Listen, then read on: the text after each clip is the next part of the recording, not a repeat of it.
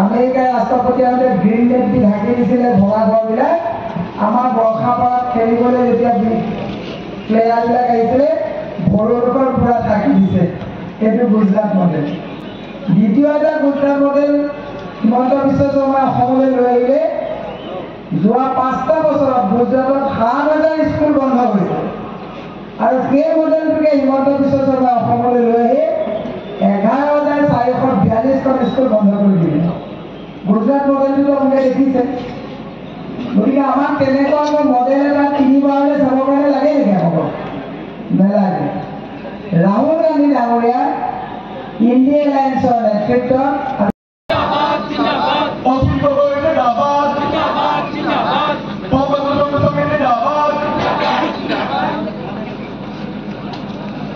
এতিয়া মই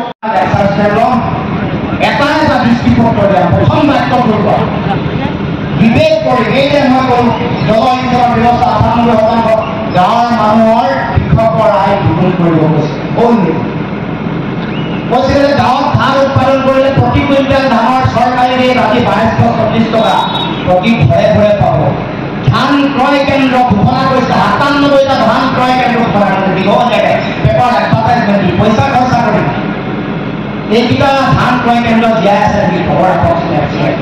ৰাখকচোন চাচনি কিতাপৰ মূল্যটো মনত আছে আপোনালোকে এইটো অঞ্চলত ক'ৰবাত দিছে এইবোৰ এটা এটা কথা বিদেশী মুক্ত অসম প্ৰদূষণ মুক্ত অসম বান মুক্ত অসম চাকৰি দিব 1 লাখক এটা এটা কথাৰ কাউণ্টাৰ বিজেপিক দিব পাৰোঁ হিমন্তক দিব পাৰোঁ আৰু এই যে ঠগিলে এই যে জাতিক অন্যায় কৰিলে এই যে মিছা কথা কৰে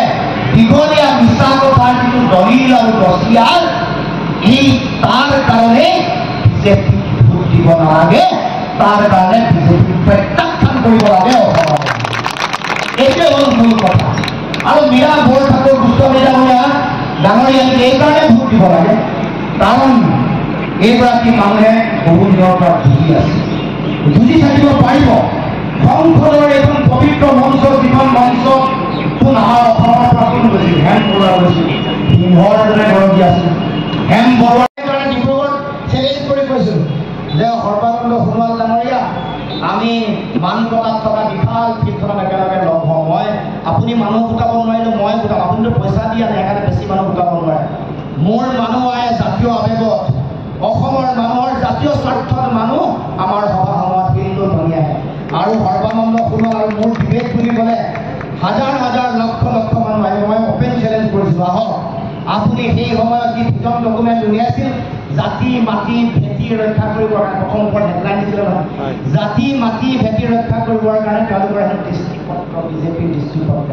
আপোনাৰ প্ৰথম লাইনটোৰ পৰা মই কাউণ্টাৰ কৰিম জাতি মাটি ভেটি ৰক্ষা হ'ল নে নাই হোৱা মাটি নিদিওঁ বুলি কৈ বাংলাদেশৰ সীমান্তত ভাৰতৰ ৰাষ্ট্ৰীয় পতাকা উত্তোলন কৰিছিল দেশৰ ৰাষ্ট্ৰীয় পতাকাখনৰ স্বাভিমান ৰাখিব নোৱাৰা নহয় তেওঁলোক দেশৰ ৰাষ্ট্ৰীয় পতাকাখনৰ মান মৰ্যাদা সন্মান ৰাখিব নোৱাৰা দেশৰ টাই কালাৰ আমাৰ স্বাভিমান এই ৰাষ্ট্ৰীয় পতাকাখন উত্তোলন কৰা মাটি সেই মাটিখন বাংলাদেশক দিলে হাজাৰ হাজাৰ বিঘা মাটি তাৰমানে মাটি গ'ল এই যে প্ৰথম বাক্যটো ভিজন ডকুমেণ্টৰ জাতি মাটি ভেটি ৰক্ষা কৰাৰ স্বাৰ্থত বিজেপি দলৰ দৃষ্টিপত্ৰ আছিলে মোৰ মনত আছে আৰু ভেটিটো মই কৈছোঁ নহয় কাজ জাপি দিম এই যে তেওঁলোকে কয় 10 লাখ 20 লাখ আহি আছে মানে আছে 43 বছৰ বিদেশী বুজা দিব এতিয়া আকৌ চাকমাসকলক দিব এই যে বাংলাদেশ মানে আমাৰ অৰুণাচলৰ কিৰণ ৰিজিজুৱে কয় 5 লাখ এই তেওঁলোকে কোৱা 10 আৰু 5 মিলালে দেখোন 15 লাখ এইসকলক যেতিয়া তেওঁলোকক নাগৰিকত্ব দিবলৈ তেওঁলোকক ভেটিও দিব লাগে মানে মাটিও দিব লাগিব তাৰমানে মাটি গ'ল বাংলাদেশৰ নামত ভেটি দিব এই চাকমা আৰু ৪৩ বছৰৰ বৈধ বিদেশী তাৰমানে মাটিও গ'ল ভেটিও গ'ল বাকী থাকিলে জাতি মাটি আৰু ভেটি যেতিয়া যাব ক'ৰবাত জাতি ৰক্ষা কৰিব পাৰে নেকি কথা হ'লে আপোনালোকৰ সকলোৰে পৰিষ্কাৰ চেপাৰে তৎপৰে টিভিয়ে সকলোতে দেখা পায় বিৰাট ভাষণ আমালৈ চিনিলেও বিৰাট ভাষণ পৰিৱৰ্তন এইকাৰণে লাগে যে আজি দেশত আমি কি খাম কি নাখাম পিছৰ কথা কিন্তু আমি আজি দেশত প্ৰতিবাদ চৰকাৰে যেতিয়া আমাক প্ৰাপ্য যেতিয়া আমাৰ আদায় দিয়াৰ ক্ষেত্ৰত অৱহেলা কৰে প্ৰাপ্য বিচাৰি যেতিয়া আমি প্ৰতিবাদ কৰোঁ চৰকাৰে পুলিচ লগাই চৰকাৰে জেলত প্ৰেৰণ কৰে কভিড লৈ গৈছে মই সেইকাৰণে আপোনালোকক আহ্বান জনাইছোঁ যে যদি আপোনালোকে মোক জয়ী কৰি পঠায় মই বলিষ্ঠভাৱে ৰাইজৰ সমস্যা হ'ব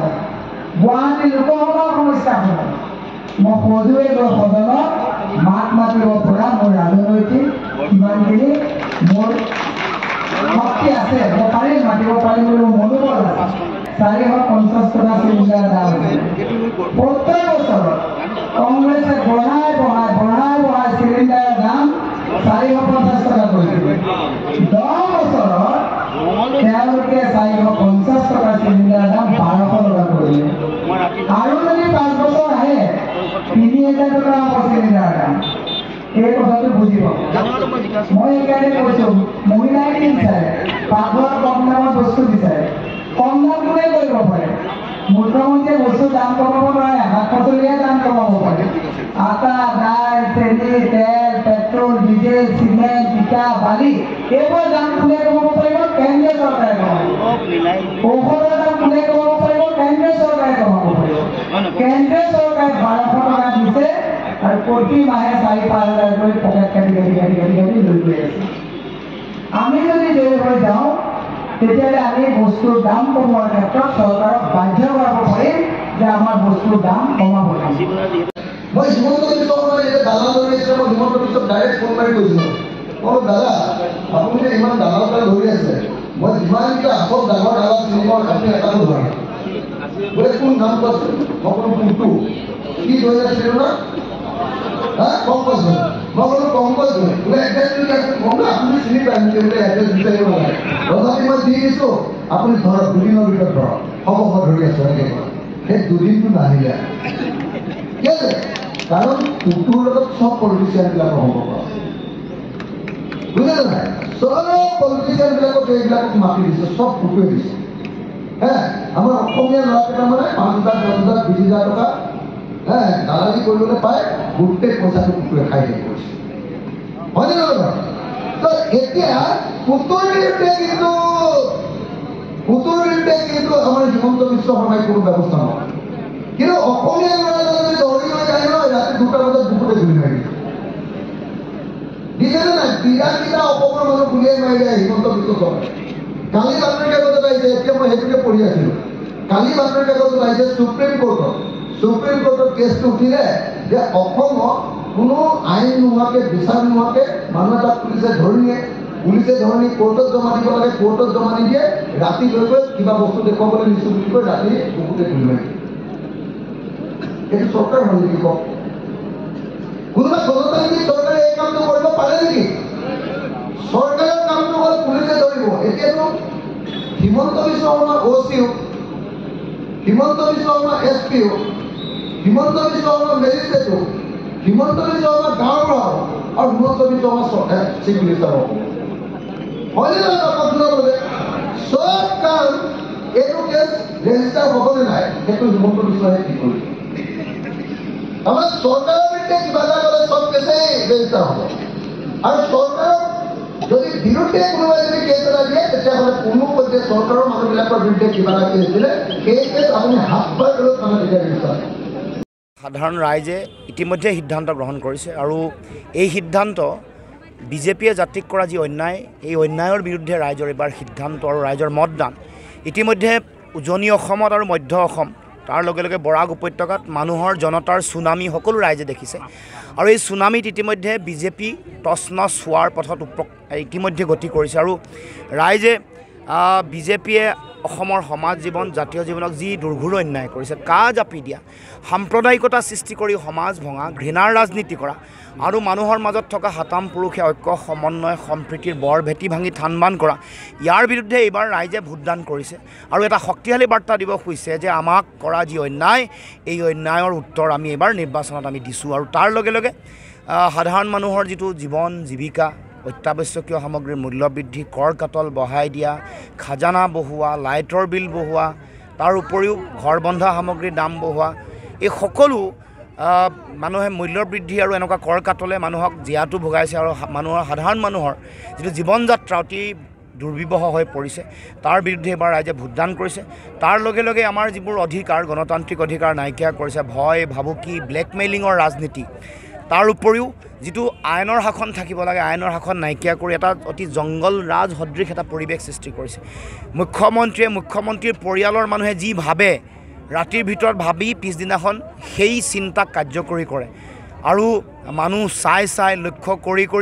তেওঁলোকৰ লগত নিমিলিলে, তেওঁলোকৰ মতৰ অমিল হ'লে লক্ষ্য কৰি মানুহক অত্যাচাৰ কৰে, অন্যায় কৰে আৰু তেওঁলোকক জেললৈ নিক্ষেপ কৰে। গতিকে এই যে মানুহৰ অধিকাৰ কাঢ়িছে, মানুহক লক্ষ্য কৰি লৈ তেওঁলোকে যে এই তেওঁলোকৰ যিটো প্ৰতিশোধমূলক যিটো চিন্তা, এইটো যে জাপি দিছে, এইবোৰৰ বিৰুদ্ধে এইবাৰ ৰাইজে ভোট দিছে। আৰু সেইকাৰণে মই ভাবোঁ যে গুৱাহাটী লোকসভাটো ৰাইজে এটা শক্তিশালী বাৰ্তা প্ৰেৰণ কৰিব যে যিসকলে আমাৰ হৈ মাত মাতিব পাৰে তেওঁলোকক দিব, ভোট দিব। যিসকল যোগ্য প্ৰাৰ্থী, যাৰ মুখৰ মাত আছে, যি যুঁজিব পাৰে, তেনেকুৱা প্ৰাৰ্থীক ভোটদান কৰিব। যি অন্যায়ৰ বিৰুদ্ধে যুঁজে, যি ন্যায়ৰ হকে যুঁজে, যি অধিকাৰ আজুৰি আনিব পাৰে, তেনেকুৱা শক্তিশালী প্ৰাৰ্থীক ভোট দিব। আৰু সেই ক্ষেত্ৰত মীৰা বৰঠাকুৰ গোস্বামী ডাঙৰীয়ানীক ইতিমধ্যে ৰাইজে সকলোৱে সমৰ্থন আগবঢ়াইছে আৰু জানে যে এগৰাকী ব্যক্তি বহুদিনৰ পৰা ৰাজনৈতিক পৰিসৰটোক বাদ দিও নিজা এটা দক্ষতা, নিজৰ ক্ষমতা, কেপাচিটিত তেওঁ নিজে ইতিমধ্যে বিভিন্ন কাম কাজ কৰি আহিছে। গতিকে সেই দৃষ্টিৰে উপযুক্ত এগৰাকী প্ৰাৰ্থী, যিগৰাকী প্ৰাৰ্থীয়ে ৰাইজৰ হৈ মাত মাতিব পাৰে, তেনেকুৱা ব্যক্তি হিচাপে মীৰা বৰঠাকুৰক এইবাৰ সকলো ৰাইজে সমৰ্থন আগবঢ়াইছে, সকলোৱে ভোট দিব। দাদা, ডিব্ৰুগড় যোৰহাটৰ বিষয়ে কি ক'ব, যিটোকে আপুনি প্ৰাৰ্থী আছিলে? নাই, যোৰহাটটো ইতিমধ্যে জিকিছে, সকলোৱে জানে। যোৰহাট সমষ্টিত ইতিমধ্যে মানে বিজয় উৎসৱ ৰাইজে পালন কৰিছে। ডিব্ৰুগড় সমষ্টিটো সকলো ৰাইজে সকলোৱে আপোনালোকে আশীৰ্বাদ আগবঢ়াইছে, মন্দিৰত মছজিদত সকলোতে প্ৰাৰ্থনা চলিছে, দোৱা আগবঢ়াইছে। গতিকে মই ভাবোঁ যে ৰাইজৰ সমগ্ৰ অসমৰ, ডিব্ৰুগড় লোকসভাৰে নহয়, ডিব্ৰুগড় ৰাইজেতো দলে বলে ওলাই আহি ভোটদান কৰিছে। ইতিমধ্যে অখিল গগৈ ডাঙৰীয়াও কৈছে যে গাঁৱৰ মানুহ, বিভিন্ন জাতি জনগোষ্ঠী, ভাষা ভাষী, ধৰ্মাৱলম্বী লোক আৰু আনকি অতি আশ্চৰ্যজনকভাৱে এবাৰ টাউনৰ যিসকল ভোটাৰ আছে তেওঁলোকেও ভোটদান কৰিছে। কাৰণ যিসকল ব্যৱসায়ী, ক্ষুদ্ৰ ব্যৱসায়ী আছে তেওঁলোকো সন্তুষ্ট নহয়। GST কৰ কাটলৰ যিমান বোজা বাঢ়িছে, তাৰ উপৰিও কৰ্মচাৰী যিসকলে পুৰণা পেঞ্চন নীতিৰ দাবীত আন্দোলন কৰি আহিছে, সকলোৱে আমাৰ হৈ তেওঁলোকে কাম কৰিছে, বিজেপিৰ বিৰুদ্ধে ভোটদান কৰিছে আৰু সকলো জাতি জনগোষ্ঠী, ভাষা ভাষী, ধৰ্মাৱলম্বী লোক ওলাই আহিছে। এনেকুৱা নহয় যে বিজেপিয়ে লক্ষ্য কৰি কেৱল মাত্ৰ মুছলমানসকলকে লক্ষ্য কৰি লৈছে, আনকি খিলঞ্জীয়া জাতি জনগোষ্ঠীসমূহকো উচ্ছেদ কৰিছে, বিভিন্ন ধৰণে উচ্ছেদিত হৈছে, বিভিন্ন অন্যায় অত্যাচাৰ কৰিছে। গতিকে সকলো জাতি জনগোষ্ঠী, ভাষা ভাষী, ধৰ্মাৱলম্বী লোক, আনকি হিন্দী ভাষী অসমীয়া মানুহ, বাংলা ভাষী অসমীয়া মানুহ, তেওঁলোকেও কিন্তু এইবাৰ বিজেপিৰ বিৰুদ্ধে অৱস্থান কৰিছে। মই দেখিছোঁ ডিব্ৰুগড় টাউন, তিনিচুকীয়া টাউনত থকা ডিগবৈ মাৰ্ঘেৰিটাৰ মানুহেও এইবাৰ অতি শক্তিশালীভাৱে ভোটদান কৰিছে। মই ভাবোঁ যে ৰাইজৰ আশীৰ্বাদত, ভগৱানৰ আশীৰ্বাদত নিশ্চিতভাৱে এইবাৰ ভাল ফলাফল আহিব, জয়লাভ কৰিব পাৰিম। আৰু এই জয় মোৰ জয় নহয়, এইবাৰ এই জয় ৰাইজৰ জয় হ'ব, জনতাৰ জয় হ'ব। কংগ্ৰেছৰ লগত কংগ্ৰেছত জিলা সভাপতি আছে, আদৰ্শগত পাৰ্থক্য আছে আৰু থাকিব। আমি এইবাৰ সংবিধান বচাবৰ কাৰণে, দেশৰ গণতন্ত্ৰ সুৰক্ষিত কৰিবৰ কাৰণে আমি একলগ হৈছোঁ। এইটো আদৰ্শ বিসৰ্জন দি, জলাঞ্জলি দি আমি এই কাম কৰা নাই। আমাৰ আদৰ্শ আজিও অক্ষত অৱস্থাত আছে, চাই থাকিব। আমি আমাৰ নিজৰ জাতীয়তাবাদী আদৰ্শ লৈ যুঁজি আছিলোঁ, যুঁজি আছোঁ আৰু যুঁজি থাকিম। বেলেগৰ দৰে ক্ষমতাৰ কাৰণে ৰাজনীতি কৰিবলৈ অহা নাই। ক্ষমতা যদি নিজৰ জীৱনৰ একমাত্ৰ লক্ষ্য হ'লে, তেতিয়া যিসমূহ ৰাজনৈতিক দলৰ তেওঁলোকৰ ইতিমধ্যে তেওঁলোকৰ ফাউণ্ডেশ্যন আছে, ভোট বেংক আছে, আধাৰ আছে, তেওঁলোকক লৈ গৈ চামিল হ'লে। এই যে আৰম্ভণি কৰিছোঁ, যুঁজিছোঁ, এইটো এটাই কথা, মানুহৰ কাৰণে, অসমৰ মানুহৰ সুৰক্ষিত ভৱিষ্যতৰ কাৰণে যুঁজিছোঁ। আদৰ্শ কেতিয়াও পৰিহাৰ নকৰোঁ। আদৰ্শ লৈ আমি আগতে যি আদৰ্শ কৈছিলোঁ, যিটো কথা কৈছিলোঁ ৰাজনীতিত নথকাৰ আগত, সেই আদৰ্শ আজিও জীয়াই ৰাখিছোঁ, জীয়াই ৰাখিম কোনো কাৰণ। কিন্তু সৰ্বানন্দ সোণোৱালেতো আদৰ্শ বিসৰ্জন দিছে, পাৰ্থক্যটো এইটোৱেই। নিৰ্বাচনৰ পিছত তেখেতে কৈছে মানে কি, মই জাতি নিৰ্বাচনৰ পিছত ক'লে কি হ'ব, কামটোতো কৰিছে, কামটোহে চাব লাগিব। কোৱা ডাইলগটো আপুনি মনত ৰাখিব নে, ডাইলগ চিনেমাটো দিয়ে, নাটকতো দিয়ে, কাম কি কৰিছে, কাম তেওঁ কৰিছে যে কাখন জাপি দিছে, জাপি দি অসম চুক্তিক নাইকিয়া কৰিছে। 6 নম্বৰ দফা কাৰ্যকৰী কৰিব পৰা নাই, কাৰ্যকৰী নকৰিলে, প্ৰতিবেদন ল'লে, প্ৰতিবেদন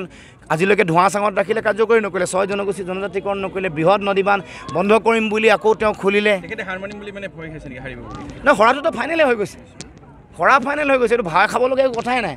ভয়টো মোৰ ওচৰত খাই লাভ নাই, ৰাইজৰ ওচৰতে ভয় খাব লাগে। বিজেপিয়ে যিটো কাম যোৱাবাৰ কৰিছিলে বন্ধন গোটৰ ঋণ ৰেহাই দিম বুলি কৈ, এইবাৰ একে কাম তেওঁলোকে আমাৰ প্ৰথমে তেওঁলোকে লাখপতি বাইদেউৰ নামত মহিলাসকলৰ ভোট ল'ব বিচাৰিলে, দেখিলে যে এইটো কাম নচলিলে,